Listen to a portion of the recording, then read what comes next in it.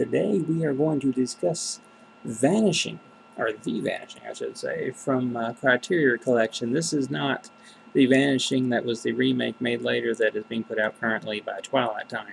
This is the original. And in this film, which while it's not a horror film, it's kind of got some horror aspects. We see a couple as they're on a trip, and one thing leads to another, and she vanishes.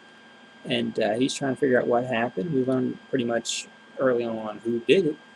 And as the movie goes along, we see the guy's journey trying to figure out where his girlfriend went, or wife. I don't know if they're married or not, but nonetheless, they're a couple, and she's gone. And he's trying to figure out where she went. We know who got her, and then later on, when those two guys meet, the guy agrees to tell him what happened to his lady, but he has to agree to let him do the same thing to him he did to her. So that then takes us full circle as we try to figure out, or as we see them. We don't try to figure it out. We know what's going on at this point. We see what happened in between the details, and it's really good. I think it's really well written. It's well acted, and even though it's a foreign film, the acting kind of outshines the language barrier. And you feel bad for people you're supposed to feel bad for, and you kind of just get tossed into the world of these characters, and it's quite of a grim one, but it's fun to watch nonetheless.